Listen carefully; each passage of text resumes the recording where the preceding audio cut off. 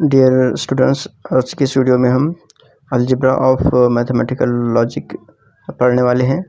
तो algebra of mathematical logic में जो इम्पॉर्टेंट रिजल्ट्स हैं जिनका यूज़ हमें स्टेटमेंट पैटर्न्स को इक्विवेलेंट प्रूव करने के लिए या फिर स्टेटमेंट पैटर्न का नेगेशन मालूम करने के लिए करना होता है, तो वो रूल्स आपके सामने हैं, उससे आपको मेमोराइज़ कर लेना है। जिसमें एक है conditional law P implies Q, जो कि नॉट P और Q के इक्वल होता है। वैसे ही बाय कंडीशनल लॉ और डिस्ट्रीब्यूटिव लॉ आपके सामने हैं। इसके अलावा दूसरे लॉज भी है, जैसे कम्यूटेटिव लॉ।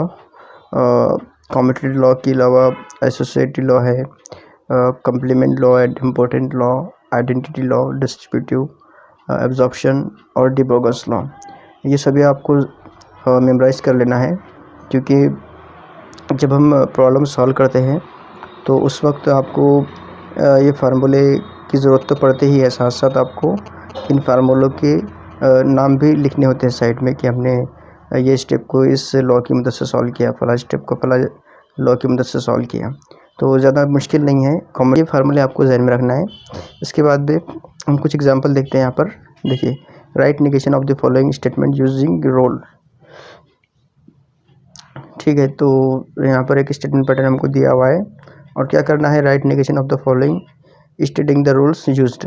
जो रोल हम यूज़ कर रहे हैं उसको उसका नाम भी लिखना है वहाँ पर। तो ज़्यादा मुश्किल प्रॉब्लम ये नहीं है, सिर्फ नेगेशन मालूम करना है। तो सबसे पहले हम स्टेटमेंट लिखेंगे और फिर उसे स्क्वायर ब्रैकेट में लिखिए या फिर जैसा भी आप लिखना चाहें, और फिर उस स्क्वायर ब्रैकेट को बाहर नेगेशन लगा दें। तो अब इसे हमें सिंप्लीफाई करना है, इतना लिखना काफ़ी नहीं होगा।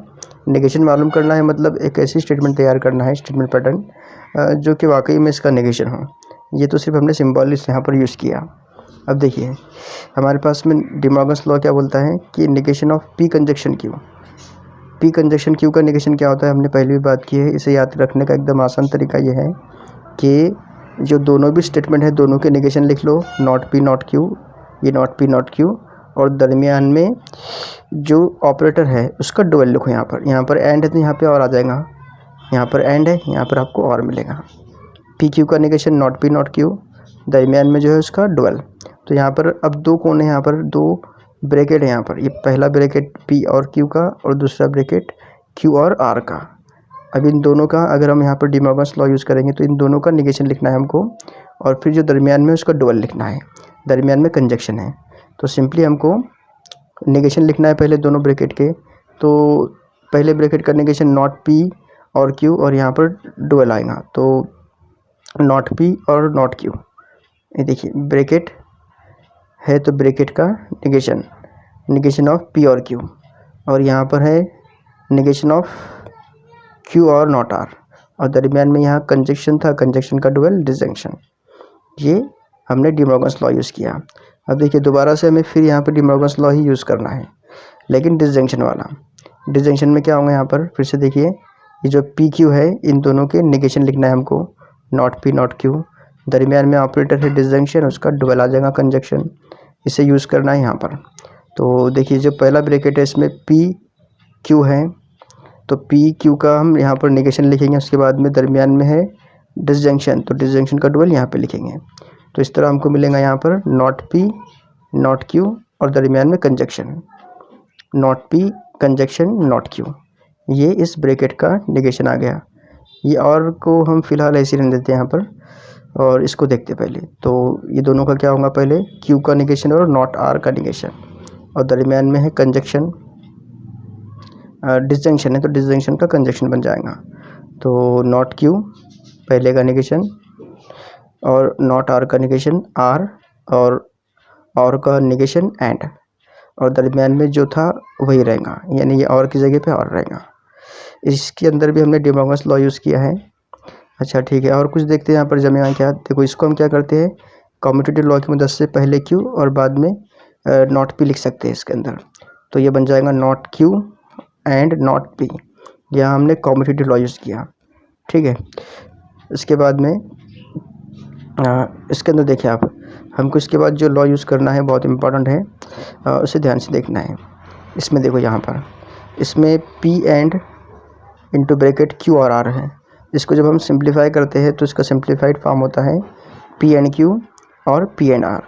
ये बिल्कुल वैसे ही है जैसे हम लिखते हैं 2 इंटू 3 प्लस 5। तो पहले 2 3 को मल्टीप्लाई होता है, फिर 5 को मल्टीप्लाई होता है। तो पहले इन दोनों में कंजक्शन होगा, फिर इन दोनों में कंजक्शन होगा और दरमियान में डिसजंक्शन। लेकिन हमें इसको उल्टा यूज़ करना है, मतलब हमको इधर से इधर जाना है, इन दोनों की मदद से इधर पहुंचना है। तो देखिए क्या होता है इसके अंदर, अगर आप इसको गौर से देखें तो इसके अंदर पी कंजक्शन दोनों ब्रैकेट में कॉमन है। तो जो कॉमन होता है उसको हम पहले बाहर लिख लेते हैं।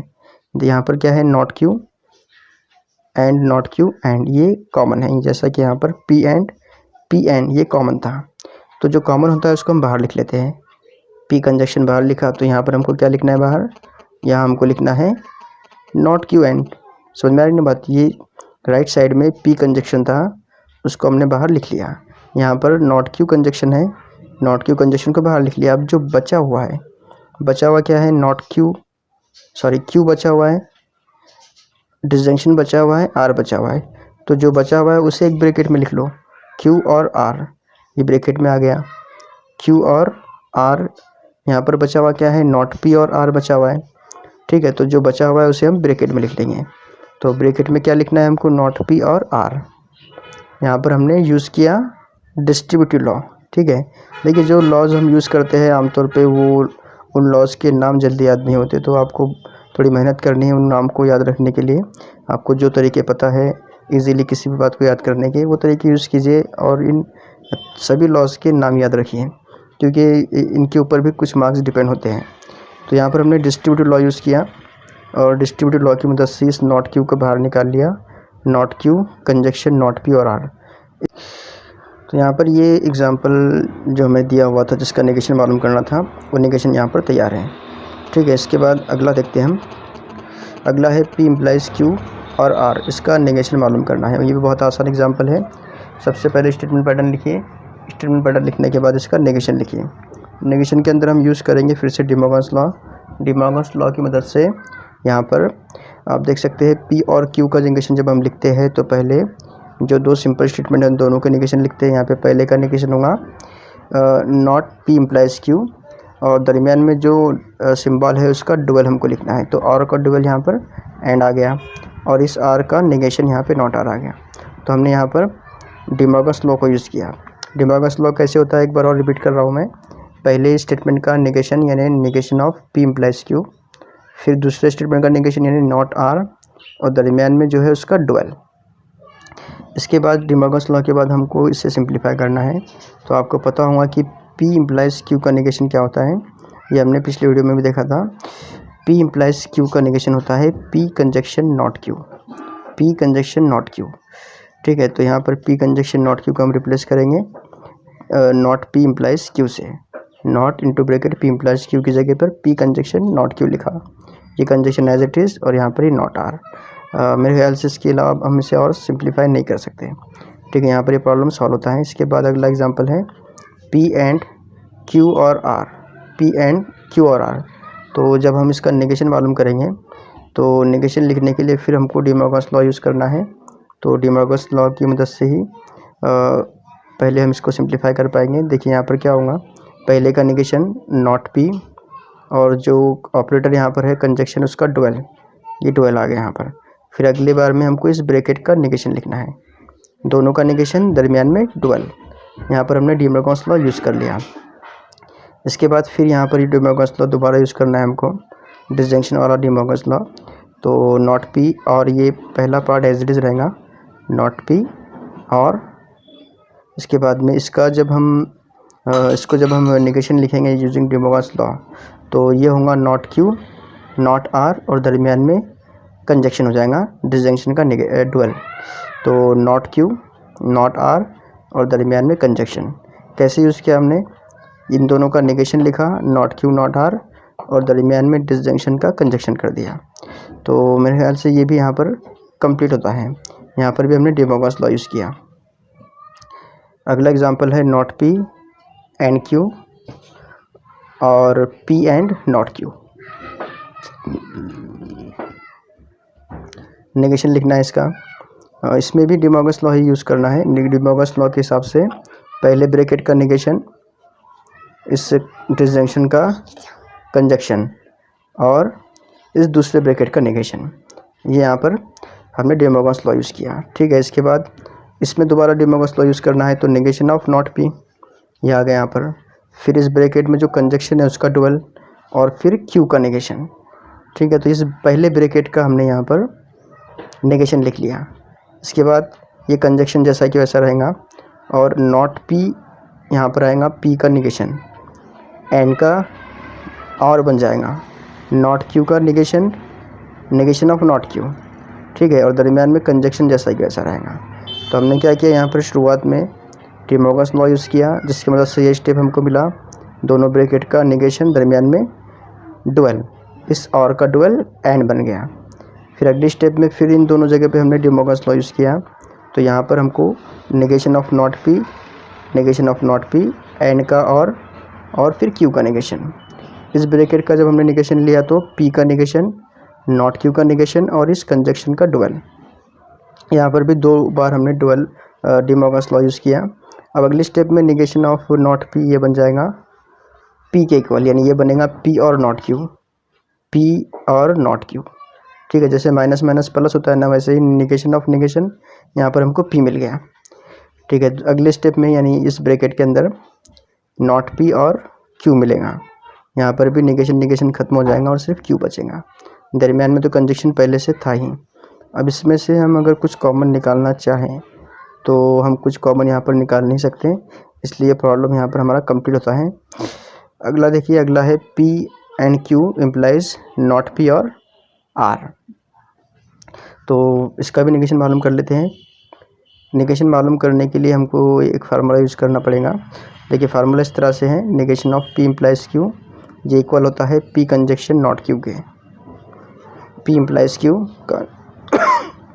क्यू का negation P conjunction not Q के इक्वल होता है। तो पहला मतलब जो स्टार्टिंग में हमको ये पहला ब्रैकेट है वो एज इट इज़ लिखना है, फिर उसके बाद में दूसरे का नेगेशन लिखना है। देखिए यहाँ पर एकदम सिंपल फॉर्म है कि पहला और दूसरे के हिसाब से अगर आप याद रखें तो पी अगर पहला है, क्यू यहाँ पर दूसरा है, यहाँ पर ये पहला ब्रैकेट पी है और ये दूसरा ब्रैकेट क्यू है। तो फर्स्ट को क्या करना है, एज इट इज़ लिखना है, और जो सेकंड है उसका डुअल लिखना है और नेगेशन लिखना है। First as it is, second का नेगेशन और दरमियान में कंजक्शन। यहाँ पर ये फर्स्ट पहला बुरा ब्रैकेट है पी कंजक्शन क्यू, तो उसको जैसा कि वैसा लिखेंगे, पी कंजक्शन जैसा कि वैसा। फिर कंजक्शन यहाँ पर आएगा और जो दूसरा है यहाँ पर नॉट पी और आर, इस दूसरे का नेगेशन हमको यहाँ पे लिखना है। तो नेगेशन ऑफ नॉट पी और आर, ये यहाँ पर हमको इस फार्मूले की मदद से ये स्टेप मिलता है। अगली स्टेप में पी कंजक्शन क्यू और कंजक्शन, इसमें कोई चेंज नहीं रहेगा, लेकिन यहाँ पर हम डी मॉर्गन्स लॉ यूज़ करेंगे। डी मॉर्गन्स लॉ के हिसाब से नेगेशन ऑफ नॉट पी ये पहला होगा, आर का नॉट आर हो जाएगा और का डुअल एंड मिलेगा। हमने यहाँ पर डी मॉर्गन्स लॉ यूज़ किया, दोनों का नेगेशन लिखा पहले, negation of not P, negation of R और दरमियान में और का डुअल एंड, ठीक है। अगली स्टेप में हमको सिर्फ इसको पी लिखना है, यानी ये बन जाएगा पी कंजक्शन क्यू, पहला ब्रैकेट एज इट इज़, दरमियान में कंजक्शन, ये नॉट पी और पी कंजक्शन हो जाएगा और ये नॉट आर होगा।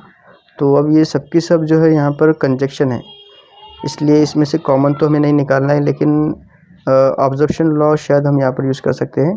देखिए क्या होगा यहाँ पर, इस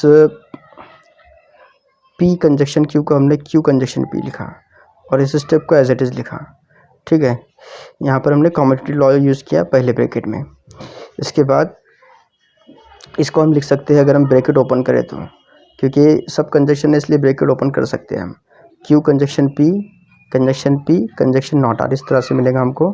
इसके बाद हम इस पी कंजक्शन पी को पी लिख सकते हैं, ठीक है। पी कंजक्शन पी को पी लिख सकते हैं, यानी ये बनेगा Q conjunction P conjunction not are.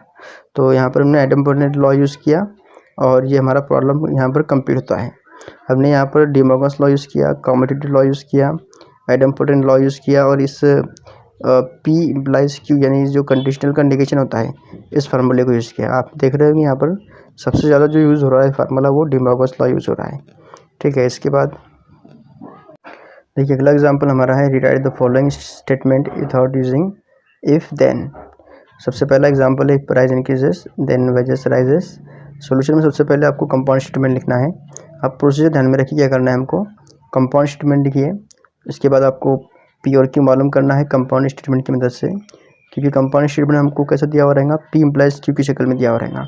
Not P मालूम करें उसके बाद में, और स्टेटमेंट आपको पी इम्प्लाइज क्यू की शक्ल में दिया हुआ है, आपको नॉट पी मालूम करना है। और फिर एक जो रिलेशन है जिसको हम कंडीशनल लॉ भी कहते हैं, उस रिलेशन की मदद से हमें P इम्प्लाइज Q को नॉट P और Q इस तरह से लिखना है। नॉट P और Q का फिर हम मालूम करेंगे सिंबॉलिक टू वर्बल फॉर्म, और जो वर्बल फॉर्म होगा वो सेम स्टेटमेंट होगा लेकिन वो बगैर इफ देन वाला होगा। तो देखिए क्या होता है इसके अंदर, पहले हम P Q मालूम कर लेते हैं। P है प्राइस इंक्रीजेस, Q है प्राइस नेगेशन P जो है वो है प्राइस डू नॉट इंक्रीजेस। उसके बाद में Q है द वेजेस राइजेस। हमने P मालूम किया, Q मालूम किया, नॉट P मालूम कर लिया। ठीक है, यहाँ तक क्या हो गया। इसके बाद में आपको पता है कि जो स्टेटमेंट दिया हुआ है उसका सिंबॉलिक फॉर्म है P इम्प्लाइज Q, और एक फार्मूला आपको पता होगा बाय कंडीशनल लॉ जो है अपना P implies Q equal to not P और Q होता है। तो इसको वर्बल फॉर्म में लिख लो बस। तो इसका वर्बल फॉर्म क्या होगा, given statement can be written as price do not increases, ये है नॉट P। इसको हमको लिखना है वर्बल फॉर्म के अंदर, नॉट P और Q को। नॉट P क्या है, प्राइस डू नॉट इंक्रीजेस और द वेजेस राइजेस। ये प्रॉब्लम यहाँ पर कंप्लीट हो गया। इसके ऐसा एक और एग्जांपल है, if it is cold then we wear woollen clothes. तो सेम वही प्रोसीजर है। सबसे पहले स्टेटमेंट लिखो, स्टेटमेंट के अंदर आपको सबसे पहले P मालूम करना है, Q मालूम करना है। P है इट्स कोल्ड और इट्स नॉट कोल्ड, Q है वी वेयर वुलन क्लॉथ्स। तो इसके बाद में सिंबॉलिक फॉर्म है इसका P इम्प्लाइज Q। फिर आपको यूज़ करना है कंडीशनल लॉ। कंडीशनल लॉ है P implies Q equal to not P और Q। ठीक है, इसका फिर वर्बल फॉर्म लिखना है। तो वर्बल फॉर्म क्या कहता है, the given statement can be written as not P यानी इट इज़ नॉट कूल्ड और we wear woollen clothes. Statement यहाँ पर हमारा कम्प्लीटली सॉल्व हो गया। इसके बाद हमारा अगला एग्जाम्पल है without using truth table prove that. हमें ट्रूथ टेबल का इस्तेमाल नहीं करना है और जो स्टेटमेंट पैटर्न दिए हुए दो उन दोनों को इक्विवेलेंट प्रूव करना है। तो देखिए यहाँ पर इसे हम ट्रूथ टेबल की मदद से भी सॉल्व कर सकते हैं, लेकिन अगर एग्जाम में आपको पूछा गया कि without using truth table prove that, तो आपको ट्रूथ टेबल यूज़ नहीं करना है। जो इंस्ट्रक्शन दी हुए एग्ज़ाम में किसी क्वेश्चन को लेकर, उस इंस्ट्रक्शन को आपको एकदम स्ट्रिक्टली फॉलो करना होता है। अगर आपने यहाँ पे ट्रूथ टेबल की मदद से इसे सॉल्व कर लिया और वो सही भी है अगर, तो उसके मार्क आपको नहीं मिलेंगे, क्योंकि यहाँ पर क्लियर दिया हुआ है कि विदाउट यूजिंग ट्रूथ टेबल, आपको ट्रूथ टेबल यूज़ किए बगैर इसे प्रूव करना है। तो सबसे पहले हम RHS कंसिडर करते हैं। RHS है negation of P and not Q and negation of Q and not P। तो सबसे पहले हम यहाँ पर डी मॉर्गन्स लॉ यूज़ करेंगे। डी मॉर्गन्स लॉ इन दोनों ब्रैकेट में सेपरेटली यूज़ कर लेंगे। तो पहला जो ब्रैकेट है उसमें जब हम डी मॉर्गन्स लॉ यूज़ करेंगे, डी मॉर्गन्स लॉ क्या होता है फिर से एक बार देख लो। P एंड Q का निगेशन ऐसा होगा कि P एंड Q दोनों का निगेशन लिखना है और दरमियान में डिसजंक्शन लिखना है। दरमियान में जो भी है यहाँ पर उसका डुअल लिखना है। तो नॉट P और negation of not Q, P का नॉट P का निगेशन ऑफ नॉट P, और दरमियान में कंजंक्शन का डुअल डिसजंक्शन आ गया। इसके बाद जो दूसरे ब्रैकेट का अगर हम निगेशन मालूम करना चाहें तो Q का निगेशन नॉट Q, P का निगेशन ऑफ नॉट P। ठीक है, और ये दरमियान में कंजंक्शन जैसा कि वैसा दोनों का निगेशन आ गया, एंड का डुअल और आ गया यहाँ पर। तो हमने यहाँ पर डी मॉर्गन्स लॉ यूज़ किया इन दोनों ब्रैकेट्स के अंदर। अब यहाँ पर ये not negation Q, not negation P, इसमें ये निगेशन कैंसिल होगा। यहाँ पर भी वैसे ही कुछ होने वाला है। तो हमको यहाँ पे मिलेगा निगेशन ऑफ नॉट P, ये P के इक्वल होता है। तो पहले ब्रैकेट में आपको मिलेगा नॉट P और Q, और दूसरे ब्रैकेट में मिलेगा निगेशन Q और P, और दरमियान में कंजंक्शन पहले से था। ठीक है, अब हमको जो प्रूव करना है वो हमको ये प्रूव करना है। तो उसके लिए आपको एक लॉ पता होगा जिसको कहते हैं कंडीशनल लॉ। तो कंडीशनल लॉ क्या कहता है, कंडीशनल लॉ के मुताबिक P इम्प्लाइज Q जो होता है वो नॉट P और Q के इक्वल होता है। तो कंडीशनल लॉ के मुताबिक ये जो नॉट P और Q है, नॉट P और Q को मैं P इम्प्लाइज Q लिख सकता हूँ। नॉट P और Q P इम्प्लाइज Q बन गया। वैसे ही नॉट Q और P ये क्यू इम्प्लाइज पी होगा इसी लॉ की मदद से, ठीक है। और एक रोल आपको पता होगा बाय कंडीशनल लॉ जिसको बोलते हैं, वो है P if and only if Q. ये इक्विवेलेंट होता है P implies Q and Q implies P के। तो यहाँ पर तो हमको ये जो राइट साइड है वो क्लियरली मिल चुकी है, P implies Q and Q implies P, ये clearly P biconditional Q के इक्विवेलेंट है। तो आप अगर देखें यहाँ पर तो ये जो RHS है वो LHS के इक्वल हो गया, और हमने इन दोनों को इक्वल प्रूव कर लिया विथआउट यूजिंग ट्रूथ टेबल इस्तेमाल किए बगैर हमने दोनों को इक्वल प्रूव कर लिया।